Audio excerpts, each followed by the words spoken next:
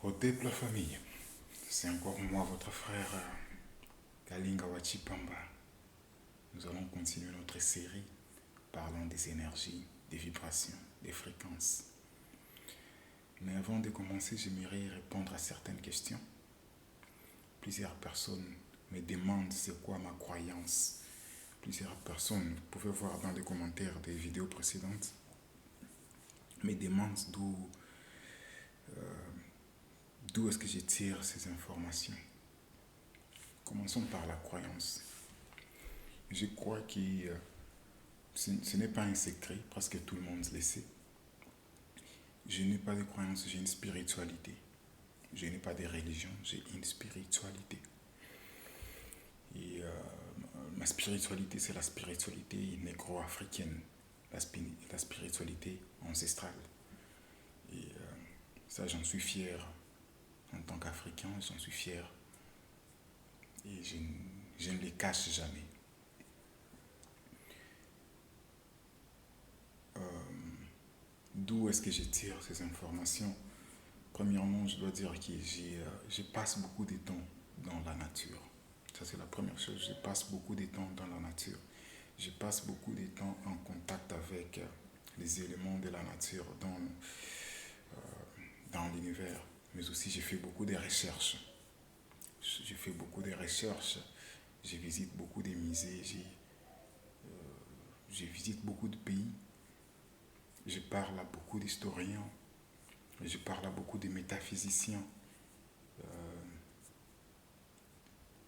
Donc je ne me limite pas sur des croyances, mais sur des faits scientifiques et spirituellement prouvables. Euh, alors c'est ça. Alors concernant les énergies, je comprends que les gens veulent comprendre en fait, la pratique des énergies, des vibrations, des fréquences. Il y a même quelqu'un qui m'a dit qu'il attendait de moi les secrets pour qu'il puisse être à mesure d'utiliser ces énergies et commencer à vibrer à des hautes fréquences et changer sa vie.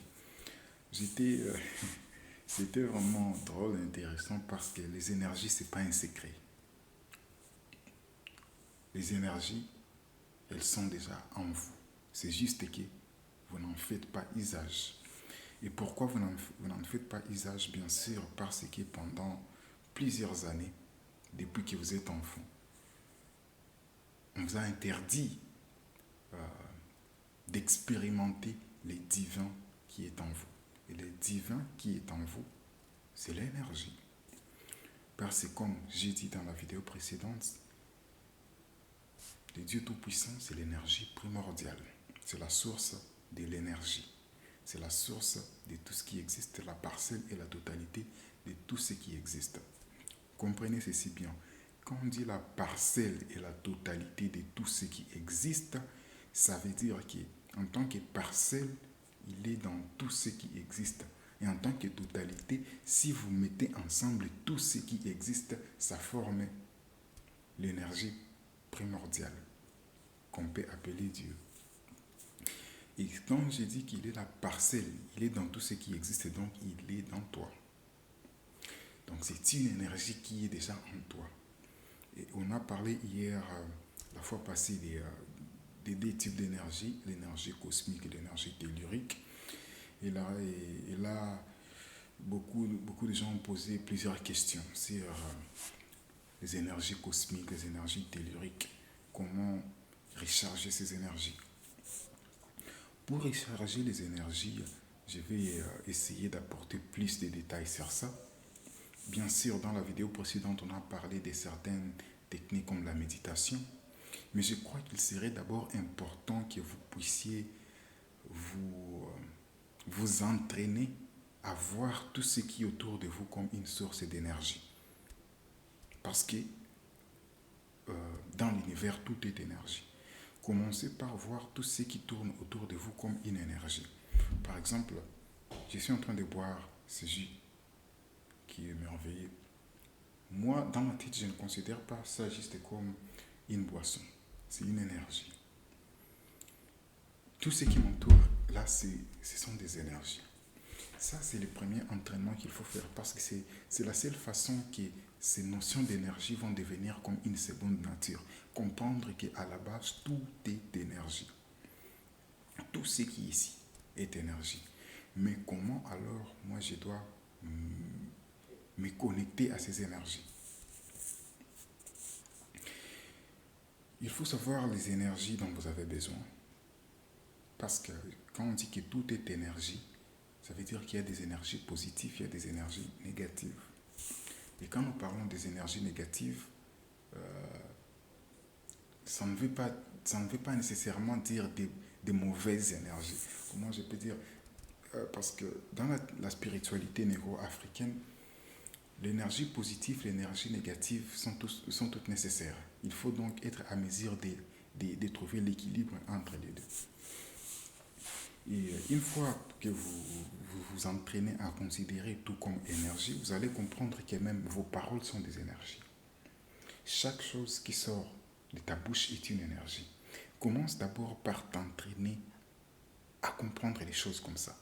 Que chaque chose qui sort de ta bouche est énergie.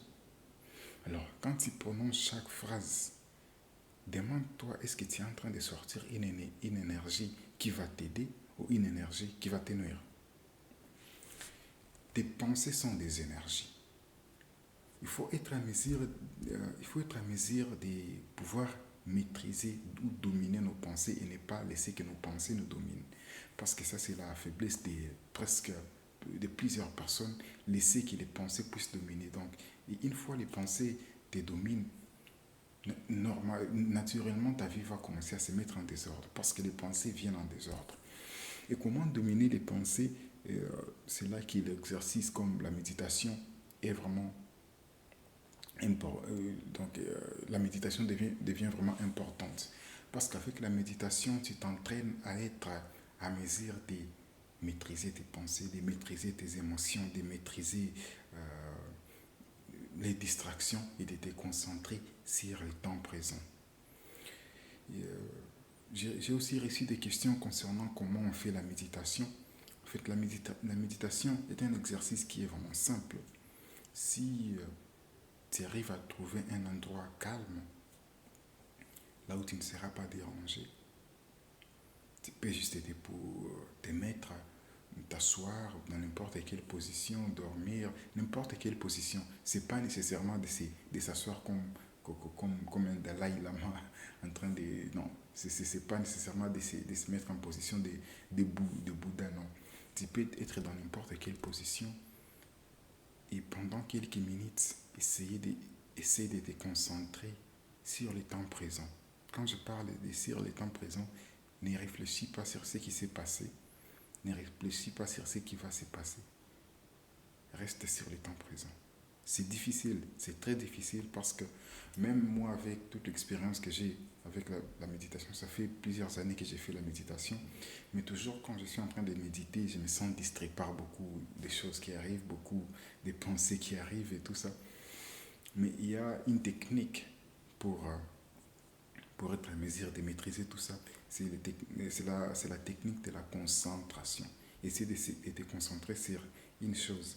Et la chose sur laquelle tu peux te concentrer facilement, c'est ta respiration. Pourquoi la respiration? La respiration parce qu'il y a un élément trop spirituel dans la respiration. La respiration te rend réceptif aux énergies de l'univers. Pourquoi la respiration? Vous allez vous rendre compte que quand vous êtes venu au monde, c'est la première des choses que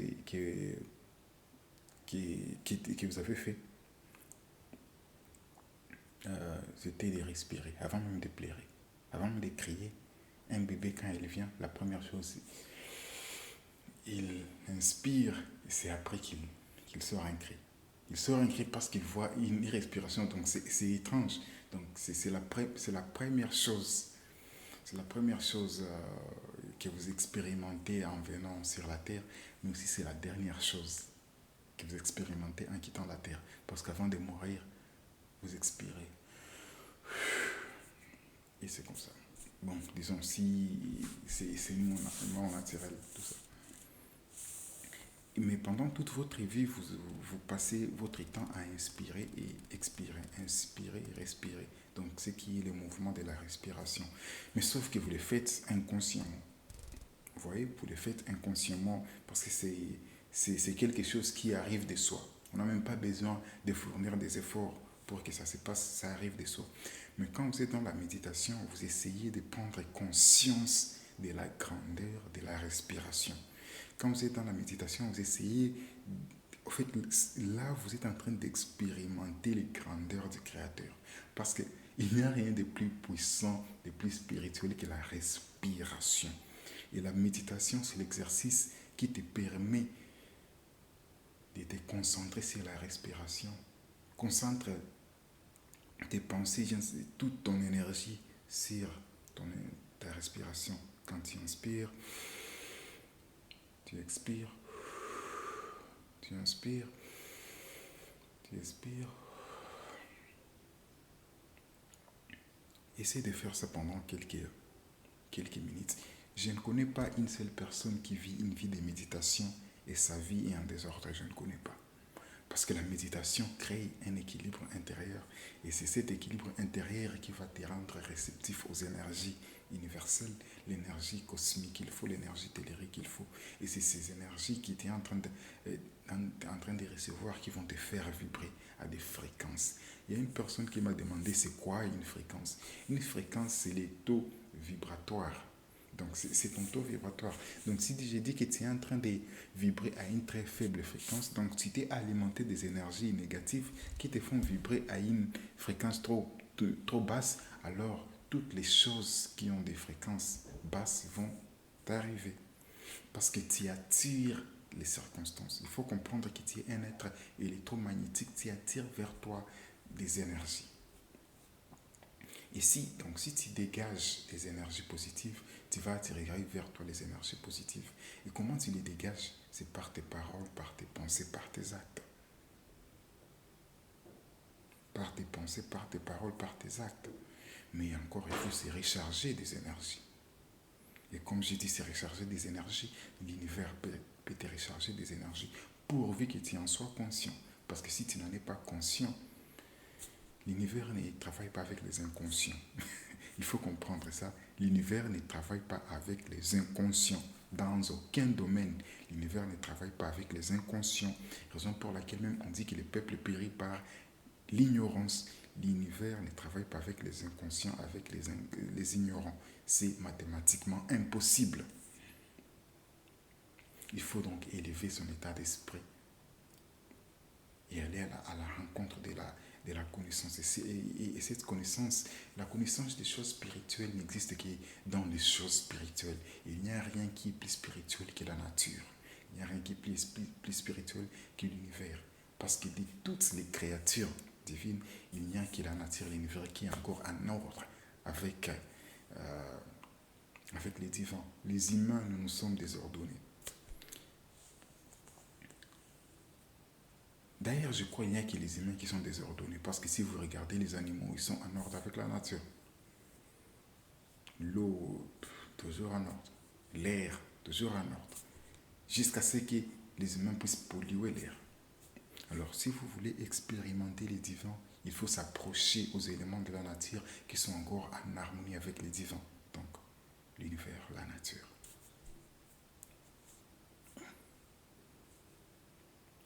Et il faut comprendre que les énergies conditionnent en fait tout dans la vie. Considère-toi à partir d'aujourd'hui comme une masse énergétique qui est en train d'attirer des énergies. Et les énergies qui vont venir vers toi, ce seront des énergies qui correspondent à ta vibration, à ta fréquence. Et encore, comme je dis, la fréquence, c'est juste ton taux vibratoire. Donc, tu t'alimentes des énergies, puis ton esprit commence à vibrer. Et quand ton esprit commence à vibrer, il commence à attirer d'autres énergies qui sont aussi en train de vibrer. Mais la formule, elle est toujours comme ça. Les choses que ton énergie va attirer seront les choses qui vibrent à la même fréquence que ton énergie. Donc si tu vibres par des énergies de basse fréquence, et par les énergies de basse fréquence, je parle de tout ce qui est des négatifs, les soucis, les stress, les doutes, les insultes, les bagarres. Donc, tout ça, ce sont des énergies négatives. Et si tu t'alimentes de ces énergies négatives dans le monde visible, dans le monde invisible, tu appelles tout ce qui est, donc toute autre chose qui vibre à la même fréquence que les énergies qui te nourrissent. Et tu vas trouver raison pour laquelle certaines personnes ont toujours l'air de ne jamais avancer.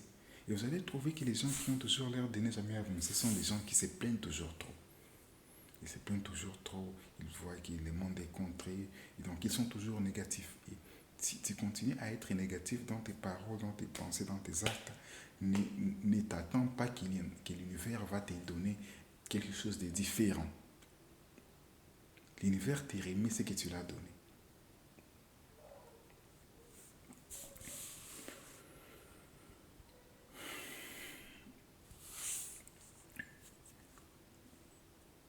Et une autre question, quelqu'un m'a dit, parlant des énergies cosmiques et les énergies telluriques, comment on arrive à différencier? Parce que quand on part méditer, c'est clair que nous sommes sur la Terre, donc nous sommes en train d'absorber de l'énergie tellurique. Comment savoir que nous sommes maintenant en train d'alimenter de l'énergie cosmique? Il faut savoir que déjà en tant qu'un être humain, nous sommes constitués par ce corps, c'est déjà de l'énergie tellurique. Donc, à moins que tu sois vraiment super conscient, tu es en déficit de l'énergie cosmique. Tu es en déficit de l'énergie cosmique, donc de l'énergie spirituelle, de l'énergie du ciel. Et cette énergie cosmique, il est alimenté par le soleil, par les étoiles, par la lune, par l'air, par la pluie, par tout ce qui concerne le cosmos. Mais tu ne peux être réceptif que si tu es conscient et si tu aspires à les recevoir.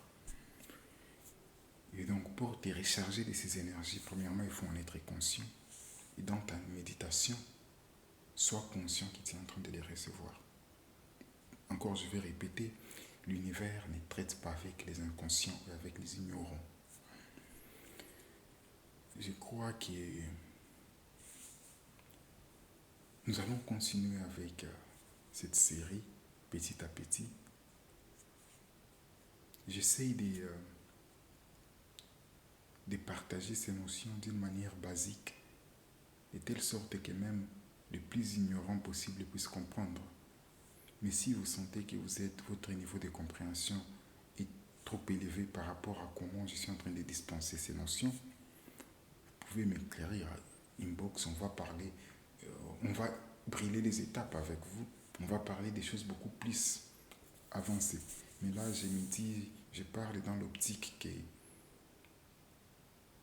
ce sont les débutants qui sont en train de m'écouter. Ce sont des gens qui n'ont pas d'expérience dans les domaines des énergies. Et je prie que, ou disons, j'espère que ça soit compréhensible pour tout le monde. Au nom de Dieu Tout-Puissant et de nos ancêtres méritants, je vous remercie. Ingeta.